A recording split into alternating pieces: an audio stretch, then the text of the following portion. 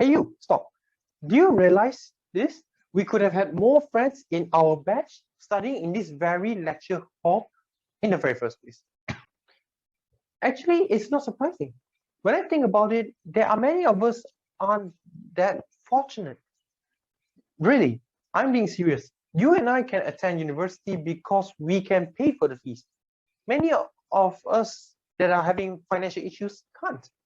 We are talking about public higher education institutions, PHEIs, that are already oftentimes cheaper and having the same quality as their private counterparts. And yet, they still cannot pay for the fees. And that is a big issue. In this presentation, I will be talking about the notion of free tuition, a program where regardless of students' financial income or financial status, you can be entitled to have zero cost fees. Sure, other fees might be to be borne by yourself, but then your course will be free. Your fees for your course will be free, and that will be a big deal for many people. So knowing the stakeholders will be extremely important. Who will benefit and what are the roles of everyone in this field? So general public will encompass the students and their family and the taxpayers that will be funding this free tuition program.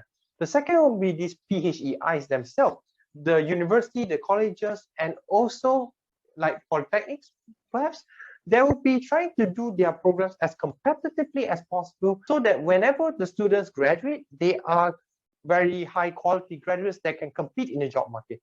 And the third one will be government.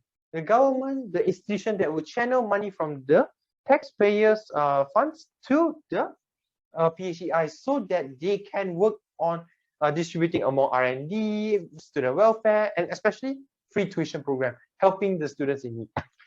So as well, status quo is that many students are not able to pay their fees, which meant they can't be with us today studying in university or colleges or polytechnics, whatever it is, higher education institution, they can't be there only because of money.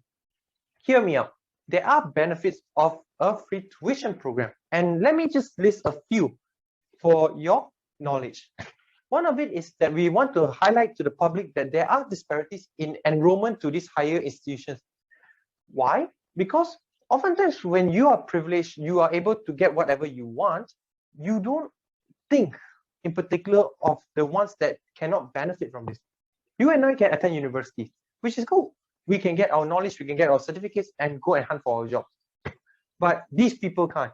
So this free tuition program will only help to enlighten the public about whatever that is happening in our current world. At the same time, bringing awareness so that we can try our best to help them, these more disadvantaged group of people in the very first place, and more actively than ever as well. Secondly, we can avoid these potential talents from being wasted. These can be doctors, engineers, lawyers, architects, or maybe accountants. These people could fulfill their dream and contribute back their entire knowledge and wisdom to help develop this nation in their specific fields, which I think is kind of important, especially there are many people that are affected by the money problem. If they are given a chance, they will be able to succeed in their very field. The fact that I say higher education is important is because diploma holders can already earn 14%, while degree holder can earn at least a third more than SPM cert holders. This means that whenever you attend higher education, they can be more competitive in the job market, especially for these poor students. If they are able to be more competitive, they can obtain higher paid jobs, improving the economic stability of their family, which makes their life a lot better, improving it for the next generations to come. Sure, the naysayers to this program will be saying like, come on, it's not all nice and dandy. There should be some issues with this. Remember what I said in the very beginning. Free tuition is a program for everyone, not only for the poor, but also the middle income and the rich. Which means for this upper echelon, the issue will be that they will have reduced motivation than they already have to study harder in PhD. Simply because we don't cherish free stuff that much. The fact that there are case studies in Denmark that shows that Danish students end up becoming eternity students because they don't have the urge to finish their degree on time. And because it is free, they tend to change their majors and minors on a regular basis and extending their study period indefinitely. Sure, a burden of finance for the government that is funding these PhDIs for free tuition program, more so for developing country like Malaysia. And we can recognize that having free stuff is not always good because you don't have the drive to push you to study, especially when you're already not having debt to incur after graduating. Secondly, it will be credential inflation. If you have an option A and B, where A you don't have to pay anything and B you have to pay something, obviously you go for A, right? Options B are like the ones that are for community colleges, for vocational schools, for coding schools, for like computer sciences, will be a secondary option if they can just opt for PhDIs that are having all these benefits of not having to pay a fee, which means many people will be flocking to institutions of type A. And this means that there will be more graduates to be produced and pumped out by these institutions, these PhDIs, making the entire certification that they produce, the qualification that they have, diluted. Previously, you only had 1 engineer competing for 1 job. Now you have 100 engineers competing for the same job. It makes the value of the engineering degree a lot lower. Certain, some relevant excerpts that I picked from the sources that I explained earlier, I will just let you have read on it because I've already explained in the previous examples.